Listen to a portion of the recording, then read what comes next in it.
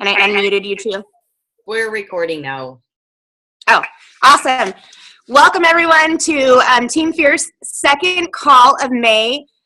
Before I hand the call over to Mindy, who I feel like doesn't need an introduction, but I'm going to give one because I know that there's probably some newer coaches to the team that might not know who she is. And when you've been in the business long enough, like she has, and you've done the thing that she does have a reputation that I am very proud that she's my coach.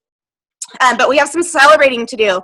We had an amazing Thursday. So I want to just start off by saying yesterday, some of the leaders, along with Mindy from Team Relentless, we powered together, and Mindy came up with this awesome idea to do an Emerald in a Day training.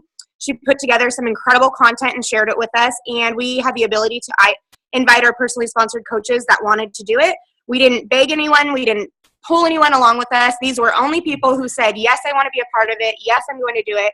They put their heads down, and in 24 hours, out of 52 people, we had 7 new emeralds. That's huge, guys, because if you think about this business and how many people we have on our teams and our downlines, only 2% of your coaches are going to do anything. And I want you guys to really think about that. Mindy and I have been in the business. Mindy's been in the business 4 years. She'll give you a little background on herself. And I've been in the business 2.5 years. And this business isn't rocket science. We're in the business of changing people's lives, right? So it's not going to be easy. We have a job to do every single day, and we absolutely have to show up. So in those moments of frustration, when you feel like, man, I don't know if I can do this, I don't know if I can help anyone, I want you to just pause and think if you're truly questioning yourself on if you're going to stop helping people, because that's all we're doing. And I made a video for my team today, and I shared it after I was thinking about this Push to Emerald group that we did and the work that we do. And people put so much stress on themselves when they're comparing themselves to everyone else, right? They're saying, well, so-and-so got to Emerald in a day and I didn't, and that was my goal. I suck. I am a bad leader. I'm not worthy. And I want you guys to think about your life before Beachbody. When you weren't out helping people, you weren't adding friends on Facebook. So if you send out 50 invites a month and you have 2 people that say yes to you, I want you to be damn proud of yourself for the work that you're doing, because you're making a choice to show up and you're making a choice not to give up. So stop filling your head with negative thoughts. And even if you're not in that place right now, find a partner within this team or Diesel Nation or outside of Diesel Nation or Team Relentless or Team Fierce, whatever. Find someone who will help you stay accountable, because you need people to build you up in this business. I have lots of business partners. Mindy started out as my sponsor and a stranger. She's become one of my best friends, and we work very closely together now. I have personally sponsored coaches in the same position: Leslie, Katrina, Heather, Alyssa, Shay. This business is incredible. So I just wanted to pause before we started the call and just say, wherever you're at in your business, pat yourself on the back. It's freaking awesome that we have 7 new emeralds throughout Team Relentless. And if you're on this call, some of you might not be, but most likely, whether you know it or not, you're a part of Team Relentless. You're a part of Diesel Nation. And if you are in my downline, which means that either I sponsor one of your coaches or your upline, you're in Team Fierce. So be really proud of that. The other thing is I wanted to give a personal shout out to Leslie Wood, who has been working so hard to build her volume. She's a numbers person and she's a tracker, which is not like me, but she has really been putting her head down, and her volume on her weak leg is really growing. And for somebody who is a career coach and this is their livelihood, that's important. And she's really been focused not so much necessarily on rank, but really climbing that leadership ladder, because she wants that team culture and that stability and that income so that she can continue to stay home with her children. So I'm going to do something I've never done before, but I want anyone who has something good, and I know a lot of you should have something good to tell me that happened in your business this week. You can unmute yourself, something you're proud of. Hey, can I give a quick shout out? Yeah. to my wife, Rena. I think she's on the call right now. She's got 2 personally sponsored coaches signed already this last week, and she's got another one pretty much committed today. So he's going tomorrow to go ahead and get everything set up. So back to Success Club for her. She's literally 1 coach away from being a diamond. That'll be her 11th personally sponsored coach, but she's just one on her left leg to be in diamond. So she's this close to doing it, but she's almost there. That's amazing. Congratulations, Rena. I think she's on the call. There she is. Awesome. That's huge. Thanks, Adam. Who else has something?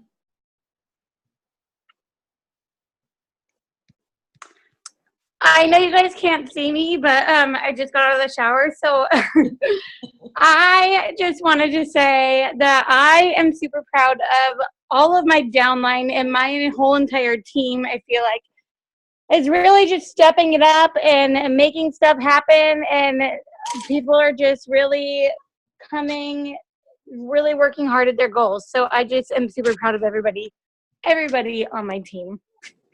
Awesome. Thank you, Heather. I also right before I went to hand it off, I wanted to say something about Heather. Heather is working so hard on her 2-star qualification. And if you know anything about getting to 2-star, you know how important it is, especially guys, this girl had every reason to stop, right? She had a baby. She had a toddler. She has everything. There's people who've quit on her, but she shows up every single day. I'm in her team page and I see her showing up for her challengers and her coaches every single day. And to see her passion, it's unreal. And I know this time it's really going to stick, and she's going to open up that second business center, and she has plans to get it to Diamond. She has really big goals this year, so I'm super, super proud of her. Tomorrow we have a call talking about getting her to Elite this year, so super proud of you, Heather. Keep up the great work. Thank you. It's all about the team, not me. Totally. Anyone else?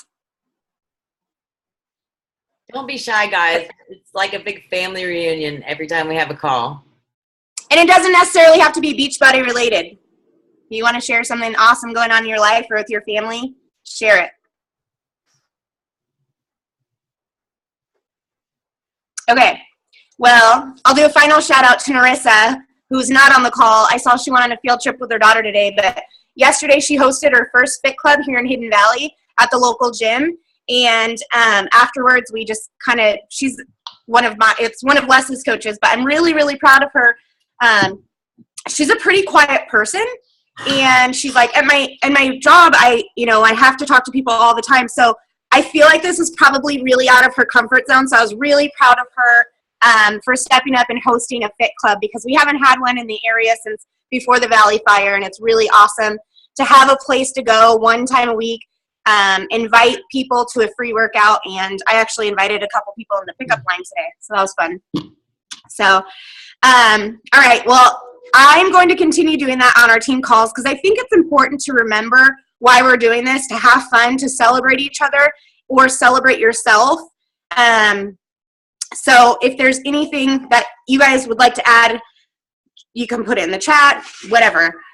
But like Mindy said, we're one big happy family, and sometimes there's hard things, and we get through it together.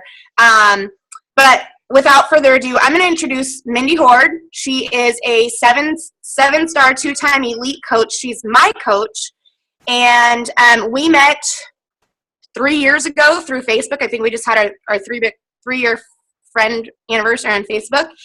And I found her by just scrolling Facebook, and I was doing Insanity at the time. It was a burn DVD, or I think we got it off our infomercial or something. So I had already signed up for a free membership because I kept seeing it on the thing, and the person that I was assigned to never reached out to me. And so over the course of the past 3 years, we just built this amazing friendship, and it's more like family now. We know pretty much everything that's going on in each other's lives. We use each other as sounding boards, bouncing ideas off of each other.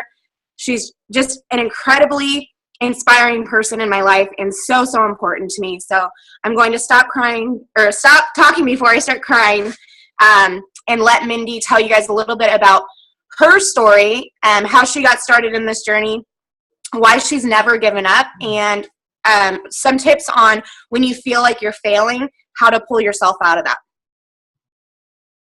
Hey, everybody. So I want to share my positive, since we let everybody else go, but before I get started, and that's that I have been so excited, like the last couple of days, like, Melissa, when I got on the call, said, how was your day? I'm like, I'm so happy. I just gotten off my call with Brandon that we do on Thursday nights, and I absolutely cherish that time. And, our team is my family, and everybody means so much to me. And the last couple of days, our team has banded together. Most of the leaders have worked together, not my team, your team. We just worked together, and everybody stepped up to the plate. And like Melissa said, there was no pushing, pulling, or dragging it. Everyone went in there. We had a great time. It was to the point where, like, literally the night before I woke, but we were doing Emerald in the day that started today. The night before, like, I woke up at 2. I woke up 4 and 5 o'clock in the morning. You know me, I hate mornings, but I was so excited. I was like that kid that was so excited about field trip day. And all day we've just had this energy, and a bunch of us that are the leaders of the team, we were like messaging each other back and forth about just the team culture and the way we felt and the excitement. And it's like, we just want to run with that momentum. So I wanted to ask you though, before I get started on my, story and whatever I'm going to be talking about. I don't always know what I'm going to talk about. But I want to ask you, most of you, show of hands, how many of you work for somebody else and are not a full-time coach? Some of them are on calls, so I can't even see if there are. But I would venture to say that probably the majority of the people on this call work for somebody else. So I want just a gut check. You don't have to answer me, but really ask yourself, when was the last time that you woke up several times in the middle of the night because you couldn't wait to get to work the next day? Like, seriously, tell me the last time that you, after work hours, were messaging or texting or calling your coworkers saying about what a wonderful day was and you couldn't wait to get back at it the next day. Does anybody here can say that they have that? I highly doubt it. So that's the difference between working for somebody else and working for your dream. That's the difference between picking who your business partners are and being stuck with coworkers who are stuck in a job that they didn't want to be, and living somebody else's life and living by their hours, living by their dress code. So, I want to share with you how important this business is. Some people have said I'm obsessed. Well, this has literally changed my life, like on every count. So of course I'm going to be grateful for it and loyal to it.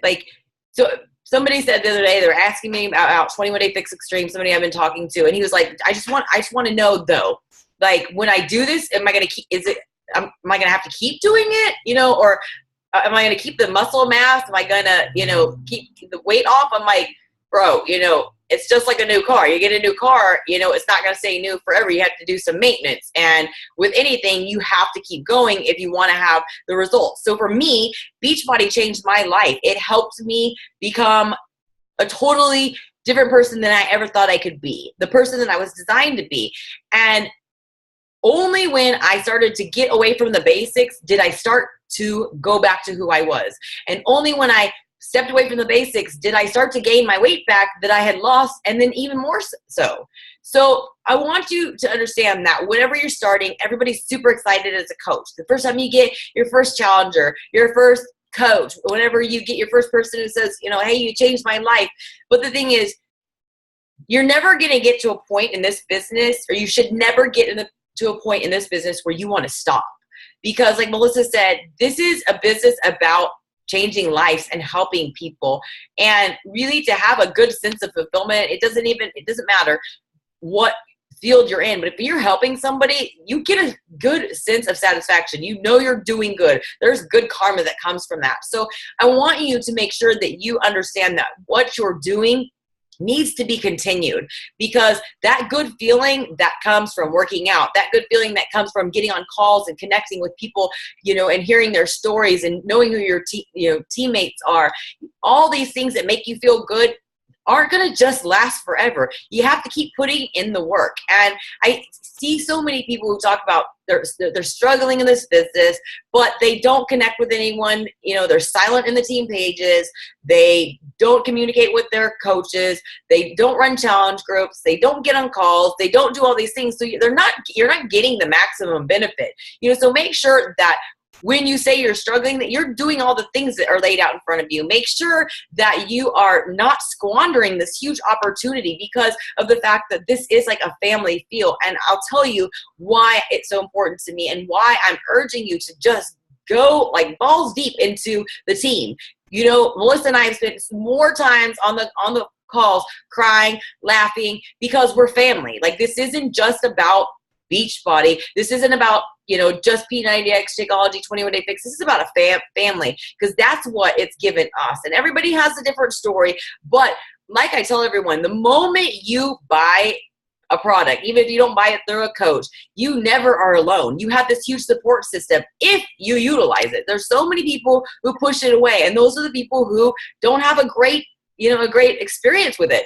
But I want you to have a great experience. I want you to experience what I've experienced, because when you do that, you bleed Beachbody blue. You wake up wanting to do work. You want to help people all the time. There isn't business hours. I do think that you have to have a balance, but every day I could do this. Every day I could help people. Every day I could get on a call and hope to change your life so that you are a true blue Beachbody coach for the rest of your life, because you believe it. So many of you may know me or may not know me, or some of you may be listening to me for the first time and see that I'm confident talking on a call and seem like I have it all together. Well, before I became a coach, I didn't have it all together. A little bit about me, Melissa and I have, a lot of similarities in some ways about our childhood. My childhood, I was adopted into a family that really should have taken, God's clue and not been parents. And I endured a lot of abuse and really mentally, emotionally, physically. There was sexual abuse, not from my adopted parents, but that I endured as a child. So you take all those things and abandonment issues, and really I had zero self-worth. Like, one time they were trying to be nice, but they were like, man, before you became a coach, it's like you had no self-esteem. Like, I have never seen anybody with such low self-esteem. Like, they were trying to show me that there's a big difference, but I mean, it was that bad. And I didn't believe in myself, and I was suicidal. I'd been, had suicidal thoughts since I was 4 years old. I just didn't think that I mattered. I sabotaged anything that ever could have possibly been good, because I mentally, I guess, didn't believe that I deserved it. By the time that I was 28, I was married for the third time. And by the time I was 29, I was pregnant with my third child with the third guy. So really, you think that as time goes by, you already feel like you're insignificant. You can't do shit. And then by the time you're, not even 30 years old, you've got 3 kids by 3 different dads.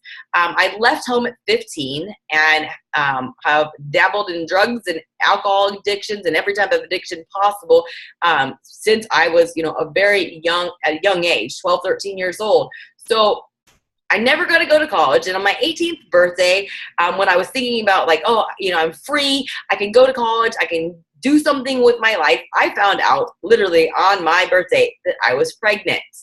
And, there's a lot of people out there with, young mom stories. But for me, it gave me some clarity, I guess, because I had somebody to take care of, and I kept her alive and I loved her. But in the midst of that, I actually lost myself more. I truly lost myself more because I poured myself into being a mom because I didn't really know how to be a mom, but I wanted to be a good mom. And, and I think if you're a parent out there, you can really relate to when you're so busy trying to prove to the world, because there's a lot of pressure on moms that they have to be the perfect mom. There's a lot of pressure on dads that they have to be this, financial security. And it's just, in the mix, parents lose themselves. And I got married a second time, and I thought that I moved from California to here in Texas, and I thought that was going to be the game changer. I thought that everything was going to be great, and I squandered that too. I had another affair. I drug 2 kids through a divorce. And when you do stuff like that, you literally like, I mean, I remember thinking like, why am I doing this? I just couldn't stop it. I knew that I knew better. I knew that it wasn't right, because anytime you have to hide something, you know it's not right. But like, I just couldn't stop it. And really, now that I'm older, I realize I was literally sabotaging my success. And because I just thought I had no hope. Like, I thought I can go to college, and people would be like, oh, you can go to college later. And I'm like, no, I have 2 kids. And when I moved to Texas, I could not find a job. I found, like, literally my first job was waiting tables. It was like $2.13 an hour. And in California, it's totally different when you're a waitress. But I moved here blindly to get away from my family. And I thought that my whole life was going to change coming to Texas. But when I got here, minimum wage for a waitress was $2.13. I don't remember how much I made, but it wasn't even enough to pay the $80 in daycare that it cost for Haley to go to daycare. I couldn't even pay that. We were behind on that. I had to get on like help to have it paid for, like through the government or whatever. And so that really made me feel like a super awesome winner there, because I couldn't even provide for my own family. And then all the jobs in Texas back in like the early 2000s, like 2001 when I was working here, literally minimum wage, I think, was $5.15 then. Like, even though it's cheaper to live in the South, it's not that, you can't live on that. And then I just felt trapped because I thought, I can't do anything. I can't go, like, if I'm working and can't afford daycare, how in the hell am I going to go to college? And you know, I just felt trapped, like literally, like no hope. Like, where do I go? So I just figured, like, screw it. You know, it's not, life's not going to ever get any better. There's no hope. My credit was shot from, you know, years before. So I'm like, I'm just stuck in this. Like, I'm stuck. This is all I'm ever going to be, is a mom without a college degree, you know? So I thought, you know, we had another kid, and then I worked at a daycare. And I remember my ex-husband, he worked 14 to 18-hour days to take care of us, to give us a better life, because he knew that we struggled. But he was gone all the time. And so then I felt bad for him. So I couldn't find any full-time jobs. I took 2 part-time jobs. So I literally would drop my kids off at daycare. I had to put my daughter, Emily, my second daughter, in daycare when she was 8 weeks old, which really sucked. And I would go to work, and then I would leave and I would eat in the car and drive across town and work at the daycare. And then I remember when they offered me full-time at the daycare, I quit the other job because it was free daycare. But I still was like, I got free daycare for 1 kid. But when I was there, I was only bringing home like $230 every 2 weeks, which was ridiculous. So, I mean, whenever you're doing that and you're a mom and then your husband's out there busting their ass, you feel like crap. And, you know, our marriage started going down the hill. Like I said, I had an affair. We split up. And then I jumped into another relationship with my now husband, which, you know, we worked things out. But it was the same thing. Like, I went into the insurance world because that was the only job that I could actually find. It wasn't even that I liked it. It was that my grandfather and my mom and dad had an insurance agency, so I was familiar with it. So I just wrote on that, like, oh, I'm 3rd generation insurance, and I just faked it till I made it. And, you know, the jobs were like $7 or $8. One job was $10 an hour, but the $10 an hour job, I had to commute. And so by the time I, you know, filled up my cart, I didn't have money, and I just struggled. And I just thought, God, is really this it? Like, I was hiding all these skeletons in my closet. Like, literally, like 3 years ago, I would have never told anybody, I never did, about any of this at all. But I just was ready for a change, because I just remember thinking, like, God, I can't live the rest of my life like this. And so I didn't know what to do. And I just kept swimming. I just kept going through it. And then I ended up like becoming, like, because of having addictions and mental illness, because I do have, you know, general anxiety disorder, borderline personality disorder, and severe depression that I've had since a child, on top of just, you know, other issues. But, you know, I thought, you know, I just was always prone to finding unhealthy ways to cope. So it was literally to the point where when we were struggling, my husband went to work in the oil field, and that's how Adam is actually on our team. They became friends, and they met about 5 years ago. But it was at that point where we were on the verge of divorce for like, I don't know, like the 10th time. I don't know. Somebody said one time, like, you and Ryan are always like divorcing. So I can't even remember what time it was, but I had like literally a nervous breakdown where like my whole body was covered in a rash. And I went to every doctor and dermatologist. They couldn't figure out. My blood pressure was like, I don't know, 100 over like, or 200 over 100 at one point. And they were like, it was just stress because I didn't know what to do. Like, I didn't have any friends then. Everybody had ditched me when I had my son, and I just felt lost. And so we didn't know what to do. So whenever the kids went to bed, we would sit in the garage and we would just get hammered.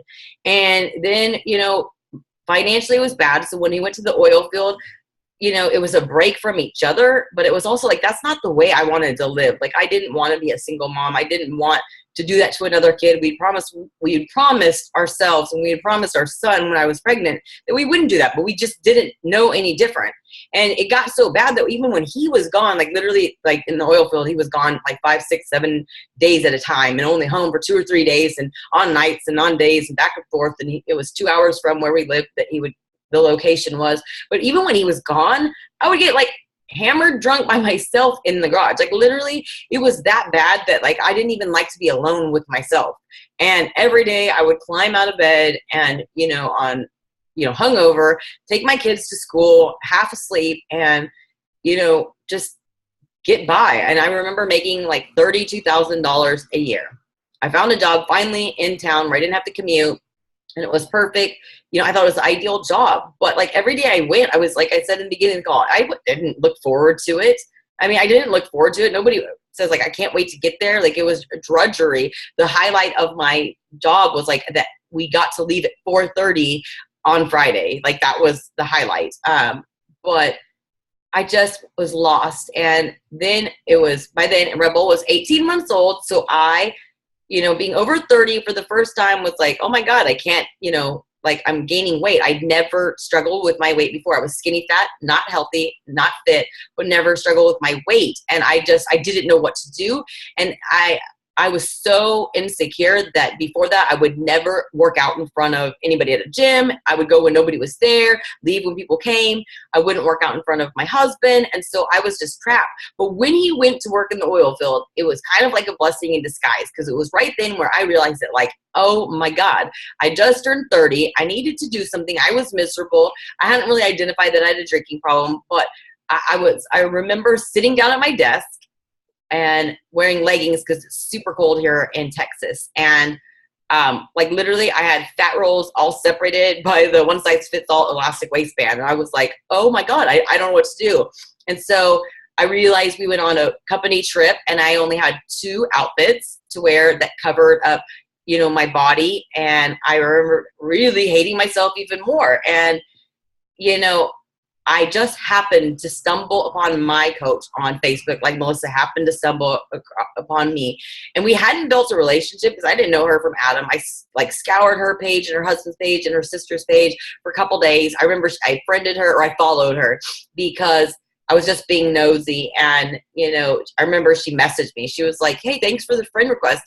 Are you looking for help with health and fitness? I was like, no, I'm good. I'm fine, and come to find out I did need help. And once I started to trust her, I actually took a leap of faith on her and ordered P90X. And then that is when everything changed. She put me in a challenge group and I got involved. She maintained contact with me. And even though we didn't know each other, she was helping me. And she was the first person that wanted to help me. And I remember that feeling that, like, wow, somebody actually cares about me, not because they have to, because she just wants to. And so that I want to let you know that when you're a coach, you may be that person to somebody. So don't ever take for granted the power that you have on other people and what effect you can have. One person, because literally, if I had done things differently, there's a good chance you all wouldn't have found this. Or if you did, it would have been a different team and the outcome could have been different. I'm not saying that I changed it because, my coach is the one who made the first impact and the coach before her made the impact. But I'm telling you, one life changed. Like literally, because I did the one day in Emerald group, or Emerald one day group yesterday, we had 14 new coaches to our group. Like, so literally one person's decision. I decided to do the Emerald and Day training and put it together. That changed 14 lives. Like that. I mean, that's the impact it made. And I didn't realize it. But once I started to I started friending, I friended her sister. I was in this challenge group for the first time. I was around positive people. I never knew what it was like to be around positive people. You know why? Because I was negative. I attracted negative people and I was drawn to negative people. And I remember thinking oh my God, this was a whole new world to me. You don't have to be miserable. And I remember having this aha moment that if you just dwell on the negative, it feels worse. If you just try to find the positive, it doesn't make that problem go away, but you actually feel way better than when you dwell on it. And this was all from just being around positive people. When I would log on to Facebook, I would see just positive posts, fitness posts, all these different things. And I thought, wow, I like this. And then the magic happened. On day 13, I woke up and I literally could pull my pants out and lost at least a pant size. I didn't measure. I was bad. I didn't take measurements or I didn't own a scale, but I shared that on Facebook. And then that is the day that literally my life changed. That's when I was offered the coach opportunity. Literally before my coach asked me to be a coach, I didn't even know that the opportunity was even possible. But then as soon as she offered to me, I just started saying no, which I look back and I tell everyone all the time, how could I say no to an opportunity that I knew nothing about and didn't even know existed a couple minutes before? But it was all because I didn't believe in myself. And so when people give you objections, it's not because you suck as a coach. It's not because they don't like you. It's not because they're too cheap. It's not because of this. It's usually because they don't believe in themselves. And she just kept working with me. And then I finally realized that I guess these are just, excuses. They're not really valid. And they're not well-founded reasons. But she believed in me. And I just remember thinking, she took a chance on me to believe in me when she didn't have to. And so I can't let her down. So because of that, I just busted my ass because I thought the last thing I want is one other person to be like, oh, I chose incorrectly. I made a mistake on you. I was mistaken. You're not really that awesome. So I worked my tail off. And then I realized that I am awesome and that I was born to be awesome, that just bad shit happened along the way that made me believe that I wasn't awesome. And that's what I just want to share with everybody is that you are awesome. You were designed to be happy. You were designed to be fearless. You were designed for a purpose. And somehow some mean kid or something your mom or dad or your grandparent or somebody did something that made you stop believing that you were worth it. Stop believing that you could do it because of something that happened to them. We all transfer our beliefs from one person to the other. But I am so thankful that my coach believed in me and that she gave me a chance to be the person I am because I don't know where I would be. And I really wonder where all of you would be had I said no.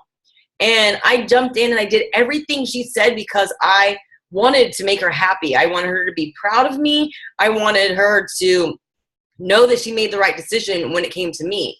And I made sure that every time I brought somebody on my team that I treated them with the same love and the same belief and the same relationship. And I know that's why we've had a great team culture because the people that I've had a great relationship with, they cultivate the same thing.